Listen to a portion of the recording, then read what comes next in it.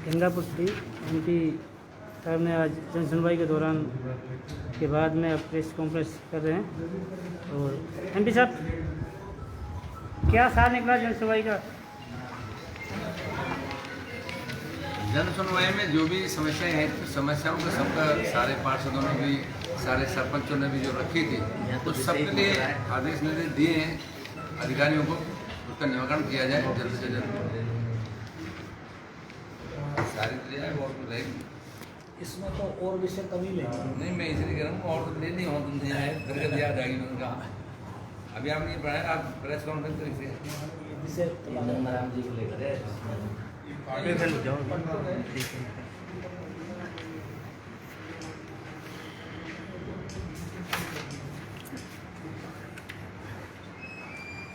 शुरू चलो सब करो।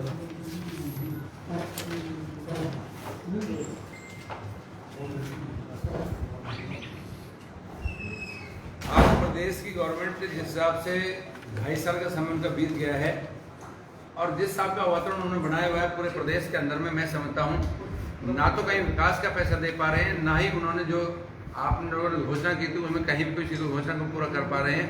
मैं समझता हूँ आज अगर प्रदेश के अंदर में करीब 125 करोड़ रोज आता है तो नरेगा के तहत में माननीय प्रधानमंत्री का पैसा आता है और पंचायतों में पैसा आ रहा है, तो नगर परिषद में पैसा आ रहा है, नगर पालिकाओं में पैसा आ रहा है, तो अभी सर्व सब सेंटर का पैसा आ रहा है। स्टेट गवर्नमेंट यहाँ तक भी एक जो 40% पैसा है उस तक भी आज स्टेट गवर्नमेंट अपना पैसा नहीं दे पा रही।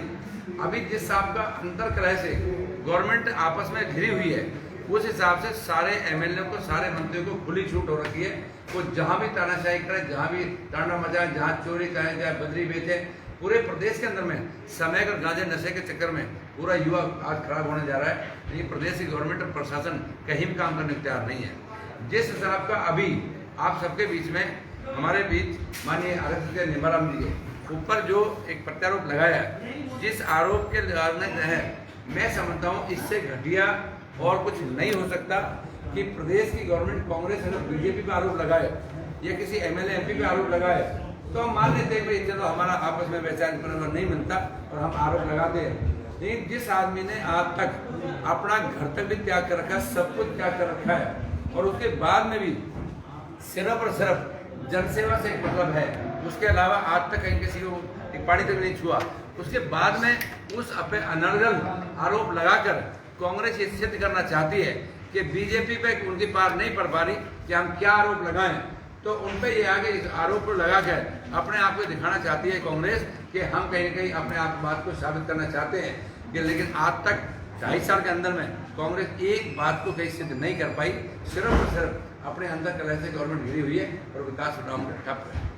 तो आरएसएस ही क्यों मिला साहब उनको ये आरोप प्रत्यारोप? मैं समझता हूँ अगर किसी आदमी के ऊपर आरोप लगाया, मैंने बताया कि कोई भी आप हम जो भी आप राजनीतिक में है, चाहे वो एमपी है, एमएलए, मंत्री है, हो सकता है वो कहीं न कहीं कुछ भ्रष्ट हो सकता है, हो सकता है कहीं न कहीं उसके ऊपर आरोप सिद्ध हो सकते हैं, हो सकता है कोई कोई है, लेकिन किसी चीज़ के ऊपर अगर मैं सूर्य के ऊपर धूल उछराऊँ तो मैं समझता हूँ उसका कोई अर्थ नहीं होता। आज कांग्रेस किसी पर बीजेपी पे कितने अनर्गल आरोप लगा लिए, एक आरोप आज तक सिद्ध नहीं कर पाए, तो उस पर उठा के इस बात को ले आए। नहीं तो मैंने आपको बताया निम्बाराम जी कोई डील नहीं करते, निम्बाराम जी कोई इन्वॉल्वमेंट नहीं है। निम्बाराम जी आज तक कहीं भी प्रदेश के अंदर में सिर्फ और सिर्फ एक सेवा भाव से काम किया है। मैं समझता हूँ इससे घटिया और कोई सोच कांग्रेस की नहीं हो सकती। आगे इस कड़ी में क्या किया जाएगा? बीजेपी जैसे इन्वॉल्वमेंट हो रही है, आरएसएस खुल के सामने आ रहा है, आगे देखिए मैंने बताया कि उसका जवाब हम दे रहे हैं। भारतीय जनता पार्टी के ऊपर आरोप लगाए, हम आपको सिद्ध कर रहे हैं, उसी दिन हम उनको जवाब देते आ रहे हैं। अब ये आरोप उन्होंने लगाया है कि जिस हिसाब का है, अब उनको कोई तथ्य अगर है तो सामने रखे तब तो हम माने, नहीं जब तथ्य नहीं है, कोई बात का कहीं टिकाव ही नहीं है, तो उसका कोई अर्थ नहीं निकलता। क्या आपको ऐसा लग रहा है कि एसओजी इसका दुरुपयोग किया जा रहा है राज्य सरकार?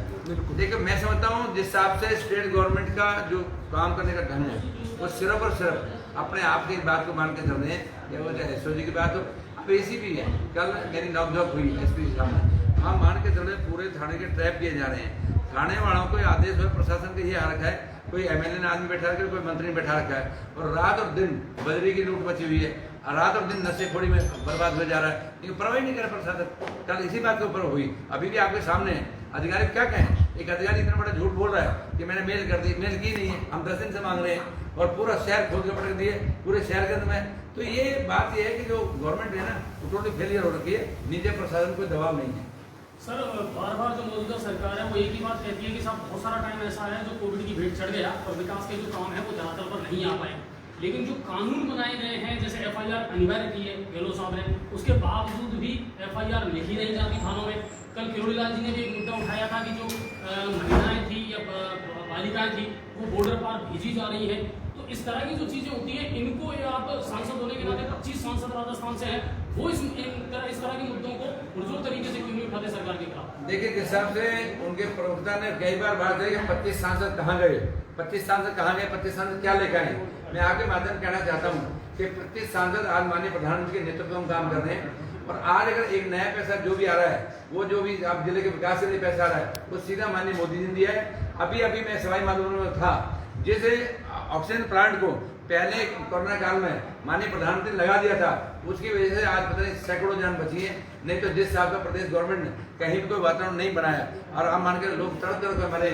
ऑक्सीजन प्लांट माननीय प्रधानमंत्री ने दिया पैसा, NHM के तहत लगा और उसमें मैंने यहाँ देखा उस दिन, तो यहाँ पर जाके देखे तो माननीय अशोक गहलोत जी का नाम, रघु शर्मा जी का नाम और दानिश अबरार का नाम, वहां पर देखा तो वहां पर अशोक गहलोत जी का, रघु शर्मा जी का, पायलट का। अब ये ऑक्सीजन प्लांट दिया सेंटर ने, अभी जो आप नगर परिषद को दिए आदेश, नगर परिषद में 15 वित्त आयोग का पैसा अगर है तो सेंटर का पैसा है।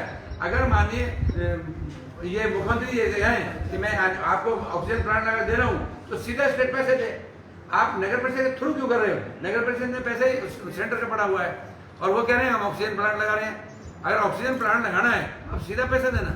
नहीं, आप यहाँ जनप्रतिनिधि हो, केंद्र से पार्लियामेंट में आप अपना रजू करते हैं, तो जो पैसा केंद्र का आ रहा है, सेकंड जो लहर चालू हुई थी उससे पहले इसका इम्प्लीमेंट क्यों नहीं हुआ? किसका? ऑक्सीजन प्लांट का। ऑक्सीजन प्लांट तो चालू हो गए, पहले वाले कोरोना काल के ऑक्सीजन प्लांट चालू हो गए, दूसरे वाले भेज दिए थे, आप वेंटिलेटर दे दिए, वेंटिलेटर दुरुपयोग वेंटिलेटर चला ही नहीं पाए, मतलब वो चालू नहीं हुए, इम्प्लीमेंट नहीं हुए। हाँ। वेंटिलेटर जो प्राप्त हुए थे, आपको यहाँ पर सिटिंग MP है तो मॉनिटरिंग कहीं कोई कमी रही है या क्या कारण रहा है? एक बात बताओ, स्टेट गवर्नमेंट का प्रशासन है, स्टेट गवर्नमेंट की प्रशासन मानता है, जब आपको वेंटिलेटर दे दिए प्रशासन के पास अधिकारी नहीं है वेंटिलेटर चलाने का। तो उनका कहना ये है कि वेंटिलेटर्स जो हमें प्राप्त हुए हैं वो सारे खराब थे। आप ना तुरंत आप कंपनी के वेंटिलेटर को प्राइवेट घर के तो है नहीं, आप जिसको कहो आपको 2 घंटे की सर्विस में आप ठीक करके जाता है, आप उससे पहले कभी नहीं बोला आपने कोई खराब है। MP साहब है कि पाचना का पेज आखिरकार कि कब खुलेगा? आज MLA साहब ने आपको जन सुनवाई के दौरान ज्ञापन भी दिया और अपने क्षेत्र के लोगों को कब पानी मिलने की आशा है? देखिए जिससे आपकी बात है आपस में बात चल रही है, हम करेंगे जल्द से जल्द उसकी बात कराएंगे ताकि वो सबको पानी मिले।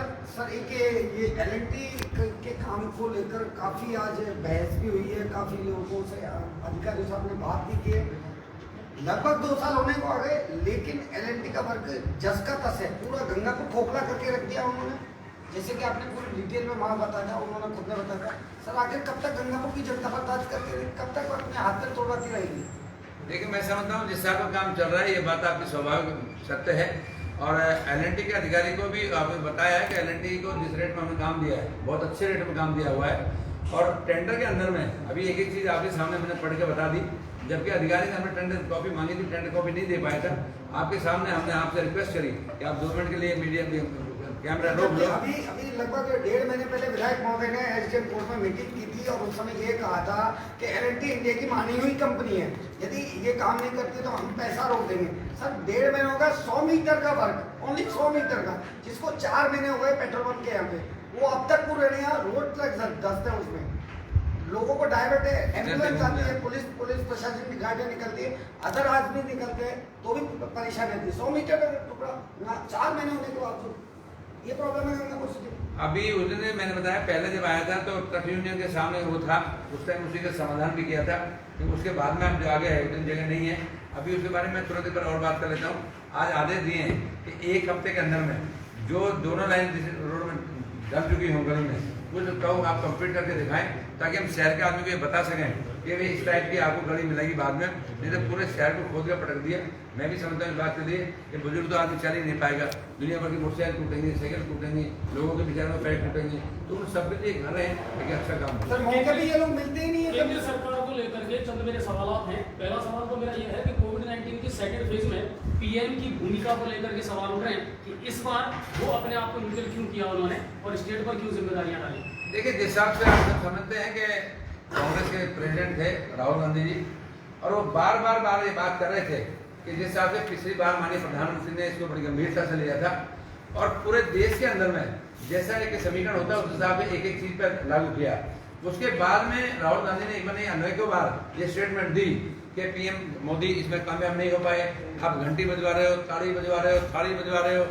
आप मान के है आपकी बार माननीय प्रधानमंत्री कहा कि भाई काम करो, आप ये कह रहे हो जीडीपी बैठ गई, ये नुकसान हो गया, लेकिन जान बचाना बहुत जरूरी था और लोगों की उस बात पे जान बची। अदर जो आज हमारे इसमें हुआ था, अगर और जो प्रदेश में है देश, उनमें ये हंगामा हुआ था पहली बार, अपने देश में नहीं हुआ था, जनसंख्या ज्यादा होने के बाद।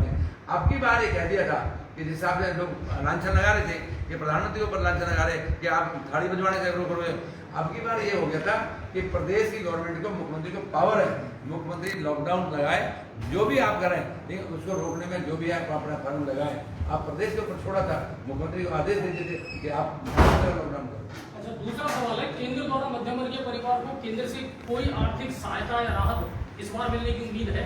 मैं समझता हूँ पिछली बार भी इसी हिसाब से दिया था, आपकी बार भी मैंने बताया जो मध्यम वर्ग के लोग हैं उन सबके लिए, चाहे मजदूर भी हो, चाहे वो जितने भी है कुछ हो, चाहे राशन की बात हो, सबको माननीय प्रधानमंत्री ने ऑर्गेनाइज किया, सबको दिया है। अच्छा, बढ़ती हुई महंगाई, पेट्रोल, डीजल और गैस की कीमतों को लेकर के लगातार मुंगा कुश्ती चल रही है। केंद्र राज्यों पर डालता है, राज्य केंद्रों पर डालता है, इसके लिए जिम्मेदार कौन है? आखिर में किस को आम आदमी रहा है इस चीज को लेकर? देखिए, मैं समझता हूँ आपके पास स्वाभाविक है, इसमें कोई दोहराई की बात नहीं, भाई जिस हिसाब से डीजल पेट्रोल महंगा हुआ है उसके ऊपर हर आदमी मानता है, लेकिन मैं ये भी मानता हूँ कि जिस हिसाब से पीछे से बढ़ता है उस हिसाब से आगे बढ़ा है। हम भी चाहते हैं, आप भी चाहते हो भाई नहीं बढ़ना चाहिए, लेकिन कई बार यह है, लेकिन उसके बाद भी प्रदेश की गवर्नमेंट राजस्थान के अंदर में प्रदेश के मुख्यमंत्री और स्टेटों के अनुसार अपना वेट ज्यादा लगा रखा है कि उनका वो सबसे बराबर तो कर ले, ताकि 5-7 रुपए के भरते उससे पड़ जाता है। लेकिन अंतर्राष्ट्रीय अगर कीमतों को देखा जाए, कच्चे तेल की कीमतें जब 135 थी तब भी हमारे यहाँ पेट्रोल डीजल जो है वो 82-81 था, अब तो 75 के समथिंग चल रही है, उसके बावजूद भी पेट्रोल 100 से ऊपर निकल गया। क्या इसको लेकर के अब है कोई ऐसी संभावना की बढ़ सकती? मैं समझता हूँ आप भी जानते हैं इस बात को और हम भी जानते हैं, सभी इस बात को मानते हैं। अगर मान के चलो आप रहो तो पेट्रोल तो और 20 रुपए कम कर दिया जाए, लेकिन आज के देश में विकास के लिए जिस हिसाब का पैसे की जरूरत है उस हिसाब के अनुसार में बात है। ये किसी का इंडिविजुअल वो नहीं है कि भाई किसी आदमी के घर में जा रहा है या किसी में उसकी बात है। तेल महंगा है, तेल महंगे बाद में जो है उसके ऊपर जो टैक्स है वो है, वो दोहराई की बात नहीं। लेकिन आज जिस हिसाब से आज आदमी छोड़ सके आदमी को जो व्यवस्था दी जा रही है उस सब में इसका बहुत बड़ा रोल है। 19-20 तो देख सकता है साहब, लेकिन 7 साल में जब से बीजेपी की सरकार आई है उसमें पहले 62 रुपये 2014 में 62 रुपये पेट्रोल का भाव था और उसके बाद में आज सैकड़ा पार कर चुका है, डबल हो गया। वही गैस का है और वही डीजल का भाव है। तो ऐसा 7 साल में इतना क्या है? अंतर्राष्ट्रीय कीमत में प्रति बैरल की कीमत जो पहले 2014 से पहले था वो बहुत कम थी। अभी कुछ दिन पहले हमने भास्कर में लगाया भी था इस चीज़ का कि पिछले विगत 7 सालों में इनकी कीमतें बहुत बढ़ी है, बेतहाशा बढ़ी है। मैं समझता हूँ जिस बात को आप कह रहे हैं कि इसमें कोई दोहराई की बात नहीं, जो आप बात कर रहे हैं वो भी सत्य है। लेकिन हम ये भी मान के चलो कि जो पेट्रोल और डीजल है, पेट्रोल और डीजल का जिस हिसाब का एक व्यापारी के ऊपर असर पड़ता है, एक शहर में जो आदमी रहा है उसके ऊपर असर पड़ता है। लेकिन आप ये भी मानते हो कि जो आज हम काम कर रहे हैं, माननीय प्रधानमंत्री ने एक जो आखिरी छोड़ आदमी है, किसान है, उस आदमी को जिस हिसाब का पैसा देना, ये किसान की फसल को खरीदना, मतलब 70% लोग इस प्रदेश देश के अंदर में किसान हैं, उस किसान को कैसे उठाया जाए उस सब में ये बहुत बड़ी भूमिका रखता है। और मैं समझता हूँ आज उसमें बहुत मजबूती आई है, तो ये सब मान के चलो कहीं कहीं वो उसमें आता है। केंद्र के 3 कृषि बिल हैं, उनका अभी निपटारा नहीं हुआ है। अभी भी दिल्ली गाजीपुर बॉर्डर पर किसान आंदोलन कर रहे हैं। इसके बाद में स्टेट गवर्नमेंट ने अभी पिछले विगत दिनों वो सेंट्रल गवर्नमेंट ने दलहन जो है उस पर स्टॉक सीमा लिमिट कर दी है। पूरे देश के व्यापारी है वो सारे के सारे इसके खिलाफ हैं आप, इस बिल के पूरे में खिलाफ हैं। देखिए तो मैं ऐसा- समझता हूँ जिस बात की आप बात कर रहे हो, अगर तो ये अपन के यहाँ राजस्थान आम में किसान को भी कहीं इफेक्ट करता, इस प्रदेश के अंदर में कांग्रेस की गवर्नमेंट है और प्रदेश के सारे नेताओं ने खूब जोर लगा लिए। आज बॉर्डर के ऊपर मैं हर हफ्ते निकलता हूँ, अभी भी शाम को जाऊँगा। 50 आदमी नहीं है, प्रदेश के लोगों ने इस बात को कह दिया कि इन्हें हटा दो यहाँ से। नहीं साहब, मेरा कहना ये है उसके बाद कि नहीं, मैं आपकी बात कर- व्यापारी वर्ग मैं आपकी बात राजस्थान कर- खाद्य बात कर- पदार्थ बात व्यापार कर- संघ इसका विरोध कर रहा है। मैं तीनों बात मैं कह रहा हूँ, दोनों बात मैं तीनों बात से जवाब कि तीनों बिलों की बात है। एमपी साहब आज इसको थोड़ा चलो सा- आप तो ये हो गया नहीं, आप आगे मेरा एक निवेदन आप सबसे, आज की प्रेस बहुत महत्वपूर्ण विषय पे है। हमारे जिलाध्यक्ष जी संसद साहब ने स्पेशली हमारा जो राष्ट्रवादी संगठन है जिसके लिए राष्ट्र सर्वोपरि है, ऐसे क्षेत्रीय प्रचारक निम्बाराम जी, जिन पर अशोक गहलोत सरकार ने जो एक षड्यंत्र के तहत ऑडियो वीडियो के माध्यम से जिस प्रकार का षड्यंत्र किया, जिसको यहाँ की खुद की जो इनकी लैब है उसने ये कहा कि ये वीडियो तोड़ फोड़ दिया गया है, उसके बावजूद उसको तेलंगाना भेजा है, जबकि दिल्ली के अंदर लैब है, दिल्ली के अंदर जांच हो सकती है, लेकिन उसके लिए भी हमको कोई परवाह नहीं है। ऐसी सरकार जो राष्ट्रवादी लोगों के ऊपर जो 3 बार मुंह की खा चुकी है, अपने खुद के एमएलएज पे उसने मुकदमा कराया, उस पर जांच क्यों नहीं बंद कर दी? संधू जी को जो है एक एकल पट्टे के ऊपर जो उन पर चल रहा उस पर कर दिया, बिमला वो जो मीणा जी है उनके ऊपर कर दिया। तो उनको अपने लोग तो दिखते नहीं है, केवल इसलिए कि आरएसएस वो संगठन है जो देश में सबसे ज्यादा सम्मान पाता है, और उस आरएसएस के कारण, विचारधारा के कारण आज कांग्रेस खत्म होने जा रही है। इसलिए आरएसएस पे आरोप लगाने का काम हो रहा है। जिलाध्यक्ष जी और संसद साहब ने स्पेशली जो आज का मुद्दा लिया है, मेरा निवेदन है और मुद्दों पे हम आपसे बहुत खुल के बात करेंगे, हम किसान के मुद्दे पे भी करेंगे, व्यापारी के मुद्दे पे भी करेंगे, लेकिन आज का मुद्दा जो राजस्थान की गवर्नमेंट जो एसीबी और एसओजी का जो उपयोग कर रही है, दुरुपयोग कर रही है, केवल अपने हित साधने के लिए, अपनी सरकार बचाने के लिए, इसलिए इस मुद्दे को आज थोड़ा आप हाईलाइट करेंगे तो मेरा विशेष निवेदन है। बाकी तो संसद साहब ने आज सारा किया। अब अपने यहाँ पर आप आरएसएस की बात कर रहे हैं, आगामी रणनीति के बारे में मैंने पूछा था। आगामी रणनीति का मैं आपको बता देता हूँ कि निम्बाराम जी एकदम निर्दोष है। आरएसएस पे आरोप लगाने का मतलब, जैसे सांसद साहब ने कहा कि सूर्य पे धूल फेंकना, अगर किसी प्रकार का अशोक गहलोत ने गलती की तो भारतीय जनता पार्टी कतई बर्दाश्त नहीं करेगी, और भारतीय जनता पार्टी हर तरीके से जमीन में लड़ने को तैयार है, किसी भी प्रकार से ऐसे आरोपों को सहन नहीं करेगी। कोई आगामी कार्यक्रम करके तो देखो ना, लाओ ना गवर्नमेंट, अगर गवर्नमेंट आरोप लगाएगी। एफआईआर दर्ज हो चुकी है इस मामले में। एफआईआर अलग चीज है, एफआईआर उन्होंने जो की है बिना कंपोनेंट के की है। कोई भी एफआईआर के 3 आधार होते हैं कि या तो किसी व्यक्ति ने की हो, या कोई व्यक्ति इस प्रकार का आरोप लाया हो, या इस प्रकार की कोई चीज हो, कोई कंपोनेंट नहीं है, झूठी एफआईआर है। और ऐसी झूठी एफआईआर सरकार के दबाव में की है। तेलंगाना अगर वो भेजी है, अगर आरोप सिद्ध हो गए तो खुद की जो लैब है, खुद की लैब को मानो ना, पहले राजस्थान की लैब ने उसको गलत माना है, राजस्थान की लैब ने कह दिया टूटी फूटी है, उसको मान लिया। इसलिए इसका मेरा विशेष निवेदन है कि इसको आप करें। मेन बात ये वही उसका जो ना, ये तो वहाँ होली थी, वो बहुत होली है, सांसद साहब ने कह दिया, और रोज ही अपन करते हैं, उस पर करेंगे। एमपी साहब एक सवाल और हमारा, जो ये एलएनटी का कार्य जो चल रहा है और जो अमृत योजना चल रहा है, बहुत ही घटिया किस्म का पेचवर्क बहुत घटिया चल रहा है इसमें। करेंगे बाद में। ये अब ये